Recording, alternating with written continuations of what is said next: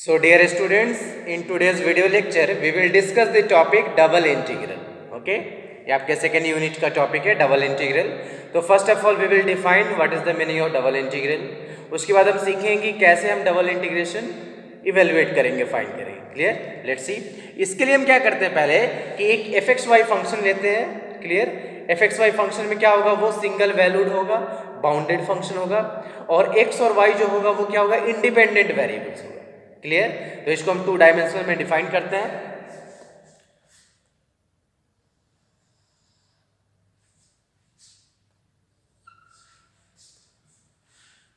This is your x axis, this is your y axis, और एक हमने यहाँ पे कोई रीजन ले लिया. क्लियर? अब इस रीजन में हमने पैरेलल लाइंस ड्रॉ किया x एक्सिस के और y एक्सिस के. ये x एक्सिस के parallel and this is parallel to y axis.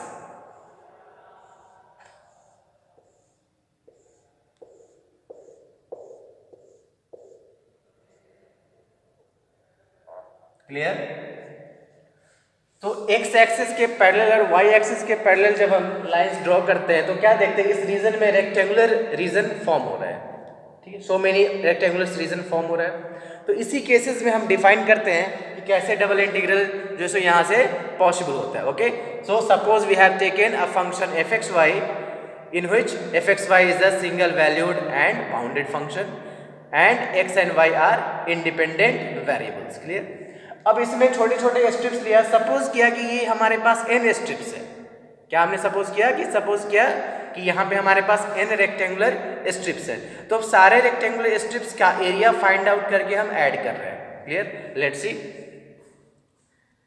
f of x1 y1, this is f of x1 comma y1 and del a1, this is del a1 plus f of x2 comma y2 del a2 plus means क्या कि suppose that अगर आपने एक strips consider किया x1 y1 और इसके corresponding में area क्या, del a1 plus as it is f of x3 comma y3 into del a3 and so on.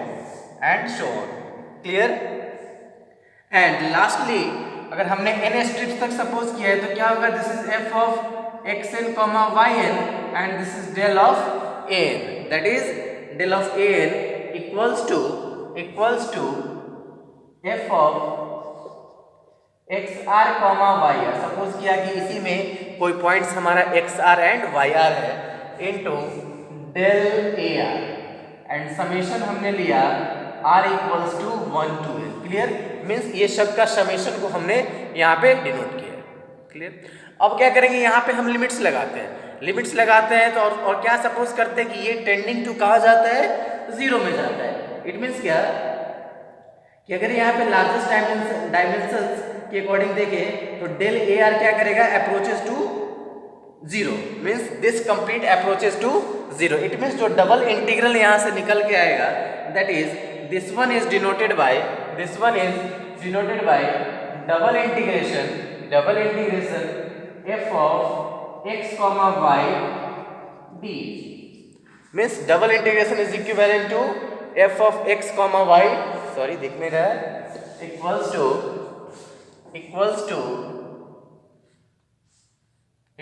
To double integration f of x comma y and d. और इसी dA को और अलग से क्या लिख सकते हो, this is double integration f of x comma y and this is dx into d. So this is the format of double integration. Clear? Means हमने रेक्टेंगुलर स्ट्रिप्स के अकॉर्डिंग देखा और ये क्या कह रहे हैं कि अब इसके अकॉर्डिंग जब हम लिमिट लगाते हैं, ये अगर 0 को अप्रोच कर जाता है तो इस केसेस में हम क्या बोलते हैं कि ये हमारा डबल इंटीग्रेशन की वैल्यू है. क्लियर? अब नेक्स्ट टाइम क्या आएगा कि डबल इंटीग्रेशन में ये भी हो सकता है कि एक लिमिट आपका वेरिएबल हो, दूसरा लिमिट कांस्टेंट हो. क्लियर? मीन्स ये हो सकता है कि यहाँ ये 2 to 3 अब अप्रोच कर रहा है और ये अप्रोच कर रहा है कुछ और, suppose that 2x minus 3 and this is 4x. इस टाइप का भी एग्जिस्ट कर सकता है. या समटाइम्स क्या हो सकता है, दोनों वेरिएबल होगा, this is 2x this is 3x, ये कुछ y के टर्म में आ गया y/2, ये y/3। इस केसेस में क्या आ गया, दोनों वेरिएबल आ गया। तो ये हम डिफरेंट टाइप से सॉल्व करेंगे। सम केसेस में क्या होगा कि ये दोनों कांस्टेंट होगा। Suppose this is 1 to 2, this is 4 to 5। Clear? तो इस तरीके से हम देखेंगे किस टाइप का है, तो हमें कैसे फाइंड आउट करना है डबल इंटीग्रेशन की वैल्यू। ओके, तो अब हम चेक करते हैं कि जब अगर डिफरेंट केसेस है, वेरिएबल है, तो कैसे फाइंड आउट करेंगे, दोनों लिमिट्स वेरिएबल है तो कैसे फाइंड आउट करेंगे, दोनों कांस्टेंट है तो कैसे फाइंड आउट करेंगे। Clear? So this is the basic definition of double integral. Okay, let's see. So first one is when x1 comma x2 are functions of y and y1 comma y2 are constants। Double integration हमें find out करना है। क्या कह रहा है कि x1 और x2 किसका फंक्शन है, y का फंक्शन है। क्लियर? और y1 y2 क्या है, कांस्टेंट है। इसको अगर हम ग्राफ में देखते हैं क्या होगा, let's see. y1 y2 constant, suppose this is your y1 and this is your y2, y1 and y2। क्या कह रहा है, x1 comma x2 are functions of y। Suppose this is your x1 and this is your x2. It represents x1 and it represents x2. x2 equals to, suppose that हमने क्या किया, this is 5y, this is your x2, x2 equals to 5 of y and x1 is also 5 of y. This is x, this is y। और इस तरीके से हमें integrate करना है। मीन्स क्या कि x1 और x2 y के टर्म्स में वेरिएबल दिया हुआ है और y1 और y2 कांस्टेंट है। Clear?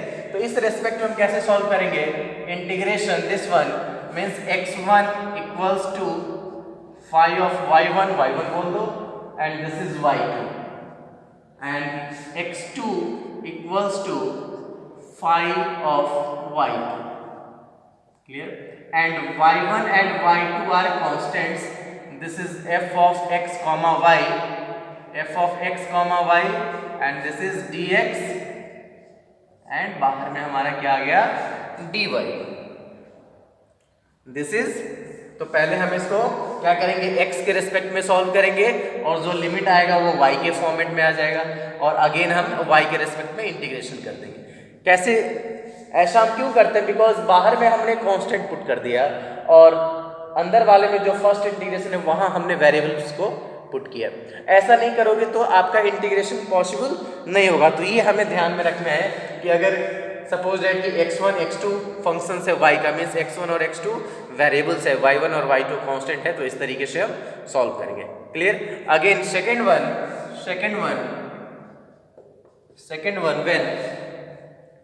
when y1 y2 are functions of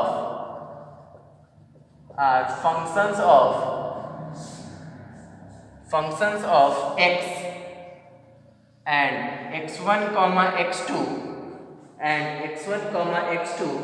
are constants,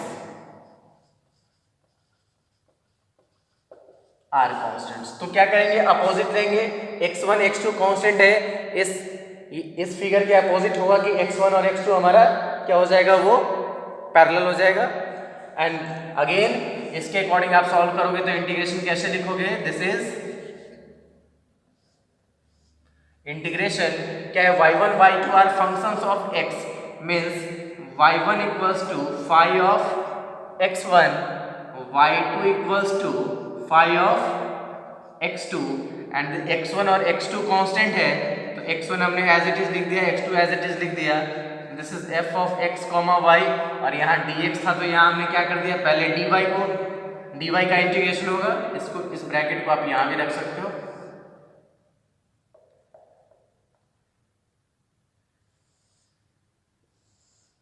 ऐसे भी लगा सकते हैं। और अब इसके बाद हम किसका इंटीग्रेशन करेंगे, dx का। मीन्स क्या था, y1 हमारा वेरिएबल में था तो हमने x के फॉर्म था तो यहाँ dy कर दिया, यहाँ x वेरिएबल था तो dx, यहाँ y वेरिएबल है तो dy, और x1 x2 कांस्टेंट है तो उसको हमने लास्ट में इंटीग्रेशन किया। तो ये हमें पहले माइंड में रखना है क्वेश्चन सॉल्व करते टाइम में कि कौन सा वेरिएबल है, कौन सा जो x है, अगर x वेरिएबल है तो पहले इसका होगा पहले x के रेस्पेक्ट में इंटीग्रेशन होगा, और अगर y वेरिएबल है तो पहले y के रेस्पेक्ट में, जो कांस्टेंट है उसका हम लास्ट में करेंगे। Clear? Second cases. Just he third cases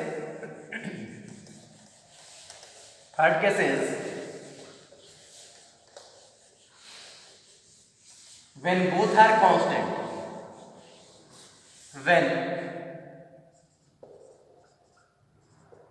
when x1 comma x2 are constants and y1 comma y2 are also constants,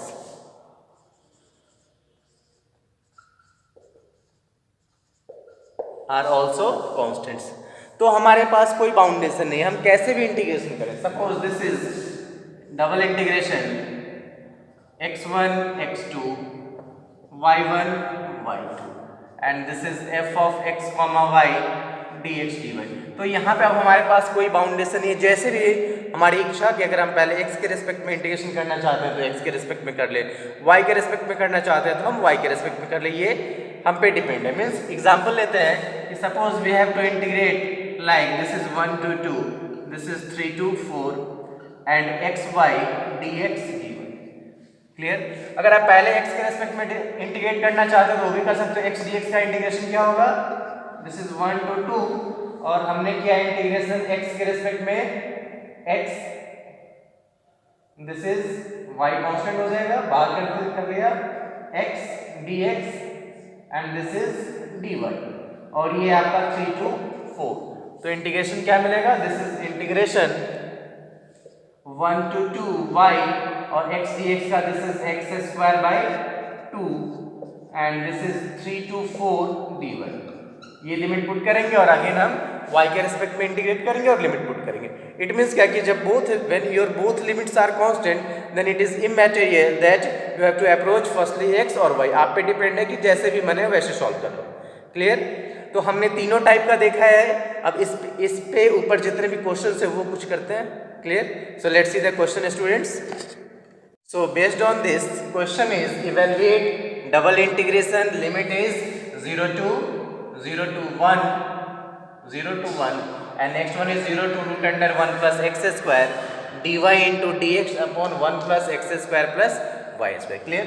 क्या इसमें सेकेंड जो लिमिट्स है वो वेरिएबल है, मीन्स ये y का वैल्यू गिवन है, y equals to this one, y equals to this one, this is the value of y equals to 0, y equals to this one, this is the value of x equals to 0 and x equals to 1। Clear?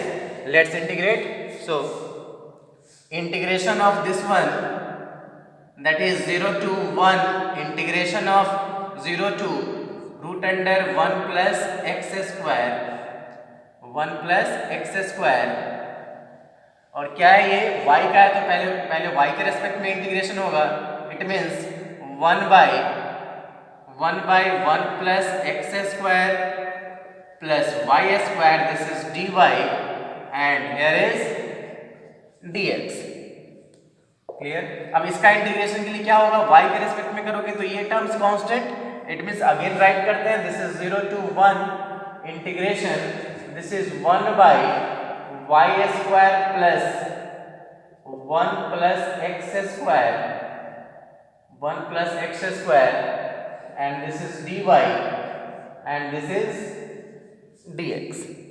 अब हम y के respect में जब integrate करोगे तो ये constant होगा, means कौन सा फॉर्मूला यूज करेंगे? Integration 1 upon y square plus a और a square and this is dy, तो a स्क्वायर तो है नहीं, तो इसको a स्क्वायर बनाने के लिए हम क्या करेंगे? इसका क्या होता है? Integration 1 by a tan inverse y by a, ये फॉर्मूला इसका होता है। तो इसके लिए क्या होगा? इसको a स्क्वायर करना होगा, तो a स्क्वायर करने के लिए क्या लिख सकते हो? Integration this is 1 by y square plus root under 1 plus x square का whole square into dy and again integration with respect to x। लिख सकते हैं स्क्वायर और root cancel out. So it's integration is, और limit क्या है हमारा? First one is 0 to 1, second one is 0 to root under 1 plus x square.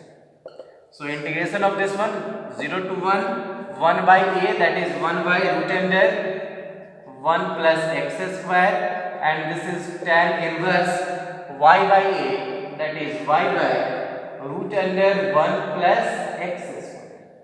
और limit क्या अप्लाई करना है हमें, 0 to root under 1 plus x square, और ओवरऑल इंटीग्रेशन करना है हमें x के रेस्पेक्ट में। क्लियर? तो अब लिमिट पुट कर दे। लिमिट कहाँ पुट करना है, y की जगह में, बिकॉज हम y के रेस्पेक्ट में इंटीग्रेशन कर रहे हैं। Let's see,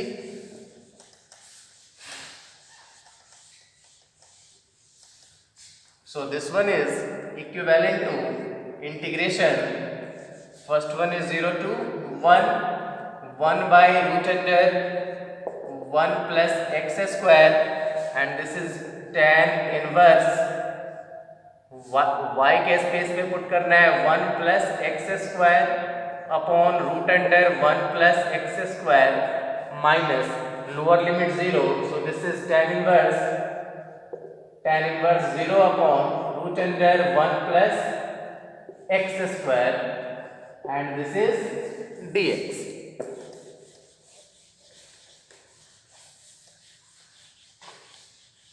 So finally we have integration 0 to 1 by root under 1 plus x square, this cancel और ये 0, so it becomes tan inverse 1 minus tan inverse 0 into dx equals to integration 0 to 1 by root under 1 plus x square, tan inverse 1 की value क्या होता है 45 degree, that is pi by 4, और tan inverse 0 becomes 0, so it is equivalent to pi by 4 constant है बाहर put कर लिया, 0 to 1, this is 1 by root under 1 plus x square, and this is dx. Clear?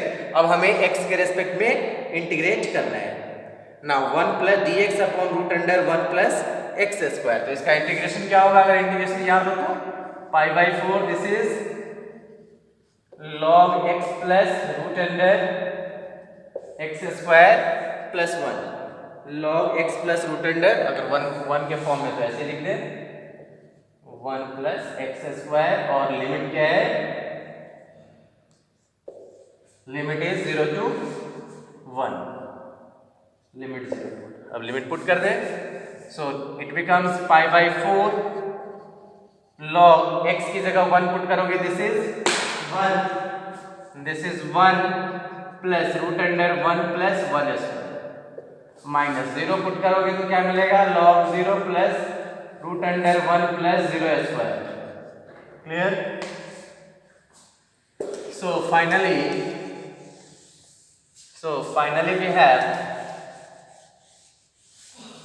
we have